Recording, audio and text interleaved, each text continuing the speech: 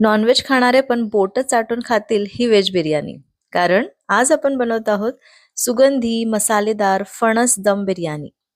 ही फणसाची बिर्याणी इतकी अप्रतिम होते की नॉनव्हेज खाणाऱ्यांना पण ही बिर्याणी अतिशय आवडेल. तर एकदा नक्की करून बघा.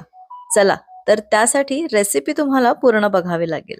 आता ही फणस बिर्याणी करणं तर अगदी सोपी आहे, रेसिपी अगदी सोपी आहे. पण जर तुम्ही नेहमी बिर्याणी करत असाल तर तुम्हाला ही सोपी वाटेल. पण जर नसेल करत तर थोडीशी कठीण वाटू शकते. पण मी अगदी साध्या स्टेप्समध्ये मी तुम्हाला ही फणसाची बिर्याणी कशी करायची हे सांगणार आहे.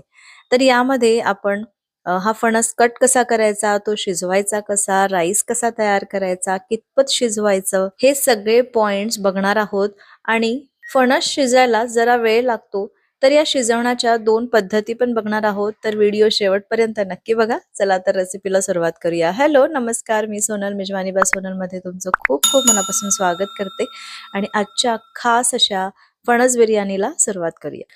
तर फणस बिर्याणीसाठी सगळ्यात पहिले म्हणजे फणस लागतो. इथे आपल्याला कच्चं फणस आणायचं आहे. तर मी इथे अर्धा किलो हा फणस आणला आणि याला कट करून घ्यायचं आहे. तर या पद्धतीने देतात किंवा तुमच्याकडे जर छोटे छोटे असे अख्खे देत असेल तरीही या पद्धतीनेच याला कट करायचं. तर कट करताना सगळ्यात आधी हाताला तेल लावायचं, चाकूला तेल लावायचं किंवा ज्याने तुम्हाला ते कट करायचं आहे त्याला तेल लावायचं आणि त्यानंतर या पद्धतीने कट करायचं, जसं मी इथे दाखवत आहे. तर हे हार्ड असतं. तुमची जी सुरी आहे किंवा चाकू आहे किंवा वेळी आहे ज्याने तुम्ही कट कराल ती छान धारदार असायला पाहिजे आणि या पद्धतीने कट करून घ्यायचं. त्यानंतर जो वरचं कवर असतं ना ते थोडंसं हार्ड असतं, त्याच्यामुळे ते थोडंसं कट करायला थोडी मेहनत लागते.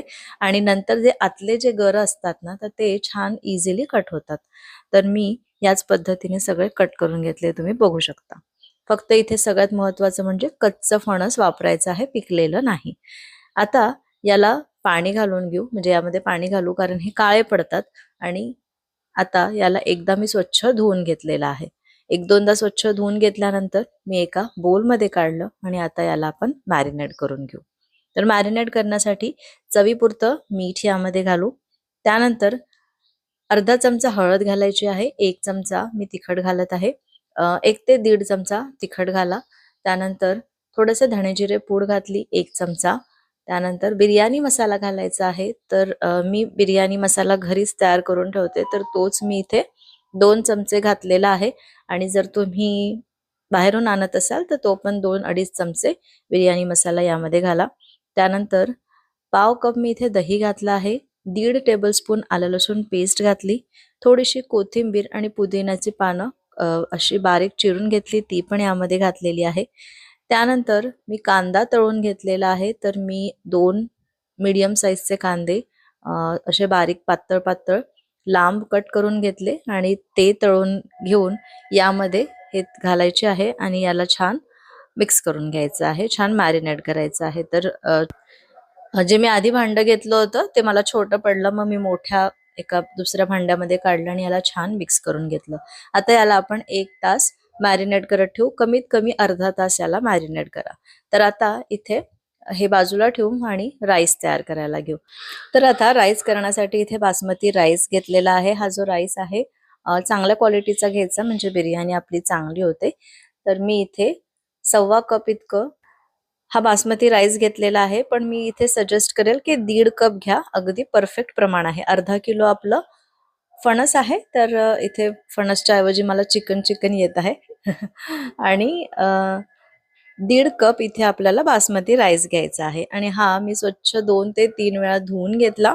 त्यानंतर यामध्ये पाणी घालून आपण याला अर्धा तास किंवा कमीत कमी 20 मिनिटं बाजूला ठेवून देऊ. आता इथे 15-20 मिनिटं झालेले आहे आणि एकीकडे मी पाणी ठेवलेलं आहे गरम करायला. त्यामध्ये जास्त मीठ घालू, म्हणजे मी इथे 2 चमचे मीठ घातलं आणि थोडे खडे मसाले घेतलेले आहे, ज्यामध्ये 3-4 वेलची, दालचिनी, चक्रफूल, जावित्री, मिरे आणि जिरे घेतलेले आहे. या सगळ्यांचं प्रमाण मी डिस्क्रिप्शन बॉक्समध्ये दिलेलं आहे. आता हे पाणी उकळत पर्यंत आपण इथे फणस पण शिजवून घेऊ. तर जे कांदा तळलेलं तेल आहे त्यापैकी 4 टेबलस्पून मी तेल इथे ठेवलं आहे. त्यामध्ये आता हे फणस जे आपण मॅरिनेट केलेलं होतं ते घालू आणि 10 ते 15 मिनिटं अगदी कमी गॅसवर शिजवून घेऊ. मध्ये 2-3 वेळा मी हलवून घेतलं आणि झाकण ठेवून याला छान एक 10-15 मिनिटं शिजवून घेऊ. तोपर्यंत जे आपण पाणी उकळायला ठेवलं होतं ना राईससाठी, ते पण छान उकळलेलं आहे. त्यामध्ये हा भिजवलेला बासमती राईस घालू आणि 70 to 80% आपण हा इथे शिजवून घेऊ. आणि हो, या पाण्यामध्ये मी थोडीशी कोथिंबीर आणि पुदिन्याची पानं पण घातलेली आहे आणि तुम्ही थोडासा लिंबाचा रस सुद्धा घालू शकता. तर हे बघा, असा आपला राईस तयार झालेला आहे, छान शिजलेला आहे. मी 70 to 80% चांगला शिजवून घेतला, तुम्ही बघू शकता. आणि आता हा आपण एका चाळणीवरती काढून घेऊ आणि याला पूर्णपणे थंड करून घेऊ.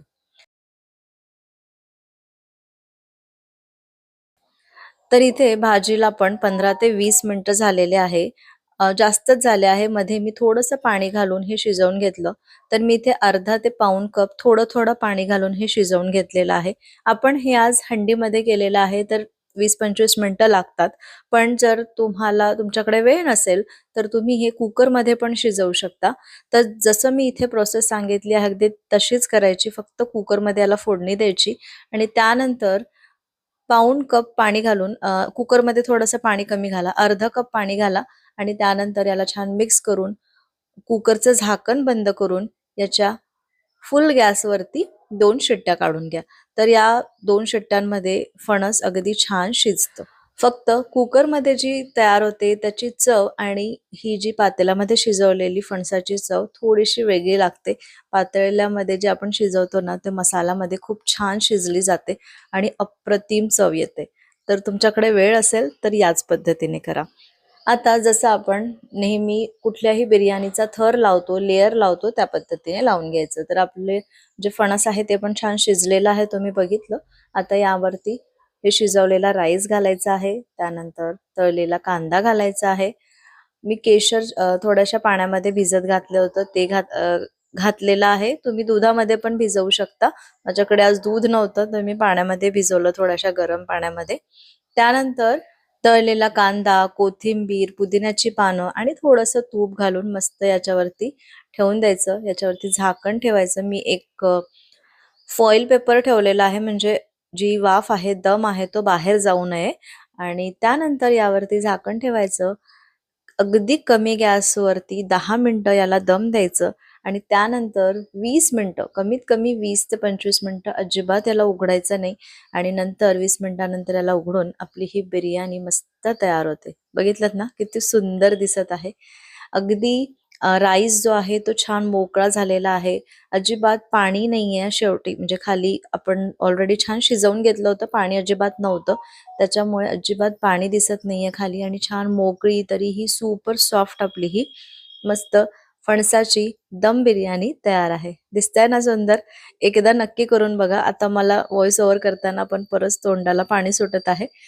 तर एकदा ट्राय करा आणि रेसिपी आवडली तर लाईक करा आणि मला कमेंट करायला विसरू नका. सोबत आपण यासोबत रायता तयार करू शकतो. मी आज रायता केला, पण मी तुम्हाला दाखवला नाही. त्यानंतर मस्त पापड भाजून घेतलेला आहे आणि एन्जॉय केलं. तर आजची ही मस्त चवदार आणि अगदी सोपी फणसाची बिर्याणी तुम्हाला कशी वाटली मला कमेंट करून नक्की सांगा. रेसिपी आवडली असेल तर एक लाईक करा, जास्तीत जास्त शेअर करा आणि अजूनपर्यंत चॅनलला सबस्क्राईब केलं नसेल तर प्लीज सबस्क्राईब करा. पुन्हा भेटते अशाच एका मस्त रेसिपी सोबत उद्या दुपारी 2 वाजता. तोपर्यंत बाय बाय.